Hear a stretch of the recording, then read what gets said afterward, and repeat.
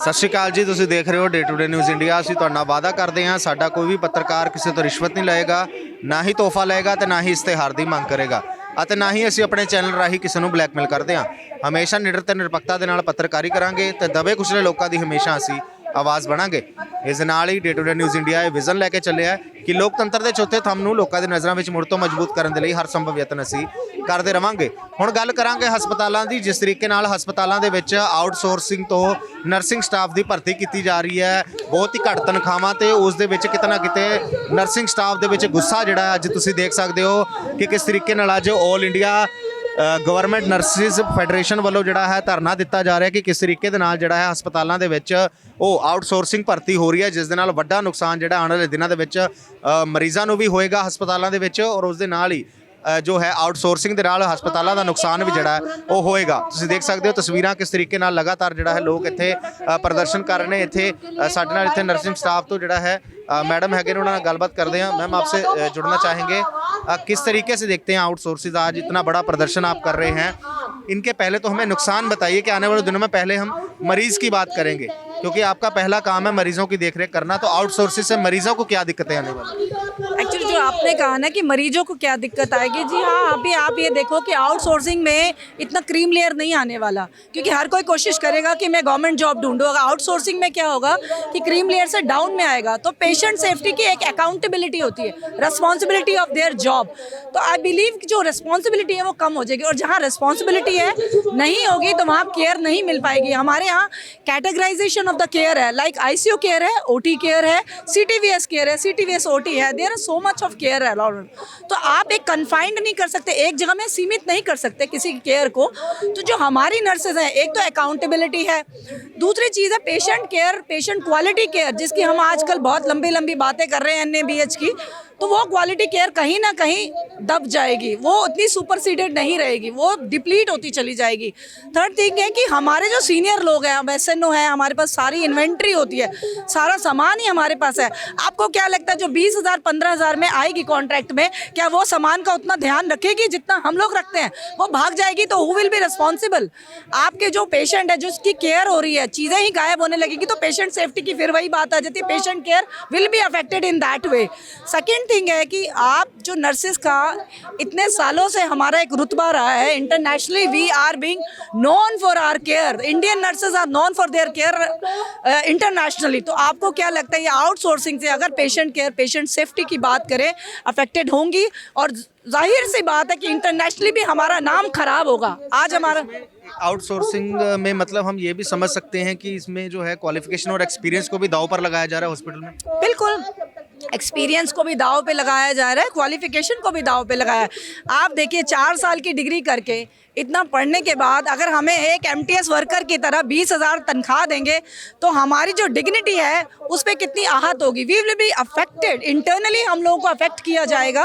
And in that way मैं समझती हूँ कि BSc, आज हमारी नर्सेज BSc तक नहीं सीमित हैं, उन्होंने MSc कर ली, उन्होंने PhD कर ली, वो डॉक्टरेट के नाम से जानी जाती हैं। आज हम लोग रिसर्च में भी, आप देखिए ना, आप डॉक्टर्स को तो कन्वर्नेंट करें या ना करें, लेकिन नर्सेज को करने से, जिसने पूरे हॉस्पिटल को अपने काबू में कर रखा है, तो क्यों नहीं अफेक्टेड हो गया। और दूसरी बात अगर मैं कोविड की करूं, कोविड 3 साल तक रहा है और इस अस्पताल को चलाने वाली सब नर्सेज ही थी जिन्होंने चलाया, रात दिन। हमें ये नहीं होश, मैं अपनी बात कर लूं कि हमें होश नहीं होता था कि रात हो गई दिन हुआ, हम लोग फीवर के साथ भी पेशेंट के। आपको लगता है कॉन्ट्रेक्चुअल वाली आएगी? अगर ऐसी वाली महामारी दोबारा आ गई, कॉन्ट्रेक्चुअल वाली घर बैठ जाएगी, वो नहीं लड़ेगी आके। मरीजों की केयर के लिए एक accountability is the best thing which is happening this days. And I believe अगर ये आएगा आउटसोर्सिंग का मुद्दा तो बहुत जाहिर सी बात है, पेशेंट केयर, पेशेंट सेफ्टी को तो आप दिमाग से निकाल दीजिए। तो अभी जो है आउटसोर्सिंग की भर्ती जो है होनी शुरू हो गई है, अभी सिर्फ बात चली, इसी वजह से आप जो है हल्ला कर रहे हैं? अभी ये बात चल रही है, अभी मिनिस्ट्री की तरफ से ऑर्डर आने वाले हैं, तो हम चाहते हैं कि वो ऑर्डर अगर इम्प्लीमेंट हो जाए उससे पहले ही हम अपनी जंग शुरू करें, फाइट शुरू करें, ताकि हमारी पेशेंट केयर अफेक्टेड ना, और उसके बाद हम लोग खुद भी अफेक्टेड होंगे, क्योंकि जो केयर हम मिल के क्रीम लेयर दे पा रही है वो नहीं देंगे। और दूसरी बात है, हमारी गवर्नमेंट से अभी भी गुजारिश है, रिक्वेस्ट है कि पेशेंट सेफ्टी को देखते हुए और हमारे हकों को देखते हुए इस चीज़ को, ऑर्डर को वापस लें। तो किस तरीके से देखते हैं, अगर मान लीजिए कोई बड़ी समस्या होती है तो अलग अलग डिपार्टमेंट्स होते हैं, हर डिसीज़ का अलग अलग डिपार्टमेंट होता है, डॉक्टर्स की जहाँ जिम्मेवारी होती है, नर्सिंग स्टाफ की भी उतनी ही जिम्मेदारी होती है कि किस तरीके से डॉक्टर्स को सपोर्ट करना है, मरीज़ की केयर करनी है।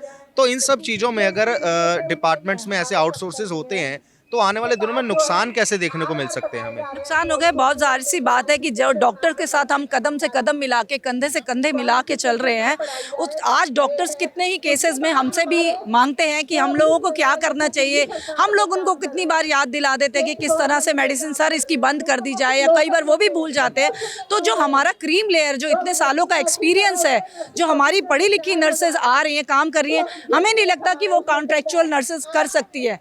सबसे बड़ी बात तो ये कहूँगी कि इतना पढ़ने के बाद आप हमारा जो है आउटसोर्सिंग लोगों के साथ नहीं कर सकते, क्योंकि हमने इस पढ़ाई को जारी रखा है। क्योंकि आउटसोर्सिंग आने से पेशेंट सेफ्टी और क्वालिटी केयर जो है वो बहुत ज़्यादा अफेक्टेड होगी। पेशेंट को वो आराम नहीं मिलेगा, वो केयर नहीं मिलेगी। क्योंकि कॉन्ट्रैक्चुअल का मतलब क्या है, आऊँ और मैंने अपनी मजदूरी की और मैं घर चला गया। हम लोग पढ़े लिखे मजदूर हैं, हम लोग ऐसे लेबर हैं जो अकाउंटेबल लेबर है। We are taking responsibility for each and every step and we are being fired. अगर हम कुछ गलत करते तो हमें फायर भी किया जाता है। उन लोगों को आप फायर नहीं कर सकते, वो आपकी जॉब आपके फायर करने से पहले ही चले जाएंगे। तो कहाँ इफेक्ट हुआ? पेशेंट है, वो लेटा रहेगा, कोई आए ना आए उससे क्या फर्क पड़ता है। ਧੰਨਵਾਦ ਹਮਾਰੇ ਸਾਥ ਬਾਤਚੀਤ ਕਰਨ ਲਈ। ਤਾਂ ਤੁਸੀਂ ਦੇਖ ਸਕਦੇ ਹੋ ਕਿਸ ਤਰੀਕੇ ਨਾਲ ਆਊਟਸੋਰਸਿਸ ਦੇ ਨਾਲ ਬਹੁਤ ਜ਼ਿਆਦਾ ਨੁਕਸਾਨ ਜਿਹੜੇ ਆ ਦੇਖਣ ਨੂੰ ਮਿਲ ਸਕਦੇ ਨੇ।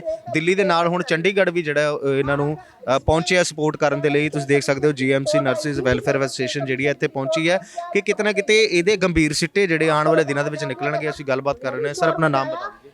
भगवान साई कुमार, मैं GMCH गवर्नमेंट मेडिकल कॉलेज से हूँ, चंडीगढ़ से। हम चंडीगढ़ से भी इस मुद्दे को लेके यहाँ पे all India government nurses federation के जो प्रोटेस्ट है उसको, एजिटेशन को अब सपोर्ट करने आए।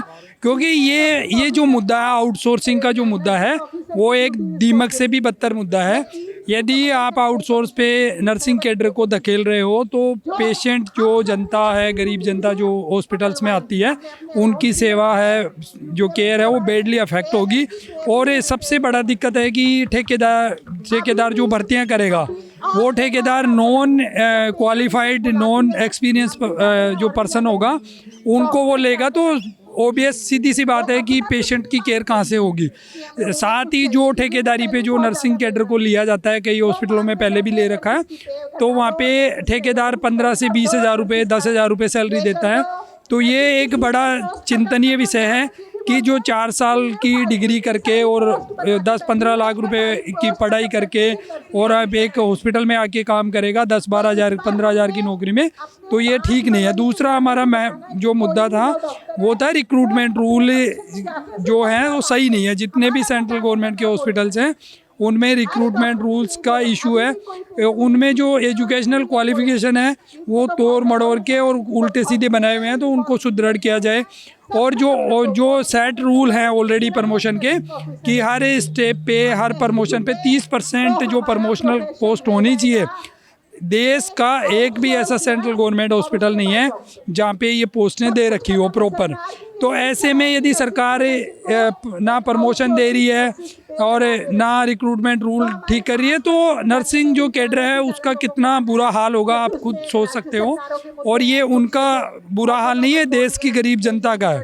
धन्यवाद। ਸੋ ਤੁਸੀਂ ਦੇਖ ਸਕਦੇ ਹੋ ਕਿਸ ਤਰੀਕੇ ਨਾਲ ਹਰ ਇੱਕ ਸਟੇਟ ਤੋਂ ਆਏ ਲੋਕ ਪਰੇਸ਼ਾਨ ਨੇ। ਆਲ ਇੰਡੀਆ ਨਰਸਿੰਗ ਫੈਡਰੇਸ਼ਨ ਵੱਲੋਂ ਪ੍ਰੋਟੈਸਟ ਕੀਤਾ ਜਾ ਰਿਹਾ ਹੈ, ਤਾਂ ਇਹਨਾਂ ਦਾ ਸਾਥ ਇਸੇ ਕਰਕੇ ਦਿੱਤਾ ਜਾ ਰਿਹਾ ਹੈ ਜੋ ਕੇਂਦਰ ਦੀ ਸਰਕਾਰ ਪਾਲਿਸੀ ਲਿਆ ਰਹੀ ਹੈ ਆਊਟਸੋਰਸਿਸ ਦੀ ਭਰਤੀ ਨੂੰ ਲੈ ਕੇ। ਉੱਥੇ ਆਉਣ ਵਾਲੇ ਦਿਨਾਂ ਦੇ ਵਿੱਚ ਜਿੱਥੇ ਮਰੀਜ਼ਾਂ ਦੇ ਲਈ ਖਤਰਾ ਬਣੇਗਾ, ਹਸਪੀਟਲ ਦੇ ਨੁਕਸਾਨ ਹੋਣਗੇ, ਉੱਥੇ ਆਉਣ ਵਾਲੇ ਦਿਨਾਂ ਦੇ ਵਿੱਚ ਅਗਰ ਇਸ ਤਰ੍ਹਾਂ ਧਰਨੇ ਰਹਿਣਗੇ ਤਾਂ ਹਸਪਤਾਲ ਸਿਰਫ ਮਰੀਜ਼ਾਂ ਦਾ ਕੇਅਰ ਦਾ ਨਹੀਂ, ਇੱਕ ਧਰਨੇ ਦਾ ਘਰ ਬਣ ਕੇ ਰਹਿ ਜਾਏਗਾ। ਤੇ ਸਰਕਾਰ ਨੂੰ ਇਸ ਇੰਪਲੀਮੈਂਟ ਦੇ ਉੱਤੇ ਇੱਕ ਵਾਰ ਜਿਹੜਾ ਹੈ ਰੀਕਨਸੀਡਰ ਕਰਨ ਦੀ ਲੋੜ ਹੈ ਤੇ ਇਹਨਾਂ ਲੋਕਾਂ ਦੀ ਗੱਲਬਾਤ ਸੁਣਨ ਦੀ ਲੋੜ ਹੈ ਕਿ ਕਿਸ ਤਰੀਕੇ ਨਾਲ ਜੇਕਰ ਇਸ ਕੰਮ ਦੇ ਵਿੱਚ ਵੀ ਸਿਹਤ ਵਿਭਾਗ ਦੇ ਵਿੱਚ ਵੀ ਅਗਰ ਠੇਕੇਦਾਰੀ ਦਾ ਕੰਮ ਚੱਲੇਗਾ ਤੇ ਆਉਣ ਵਾਲੇ ਦਿਨਾਂ ਦੇ ਵਿੱਚ ਭਾਰੀ ਨੁਕਸਾਨ ਜਿਹੜਾ ਹੈ ਸਾਨੂੰ ਦੇਖਣ ਨੂੰ ਮਿਲ ਸਕਦਾ ਹੈ। ਤੁਸੀਂ ਹੋਰ ਅਪਡੇਟਸ ਦੇ ਲਈ ਤੁਸੀਂ ਲਗਾਤਾਰ ਜੁੜੇ ਰਹੋ day to day news India ਦੇ ਨਾਲ। ਵੀਡੀਓ ਜਰਨਲਿਸਟ ਕਰਨਜੀਤ ਸਿੰਘ ਦੇ ਨਾਲ Davinder Singh, day to day news India, Delhi.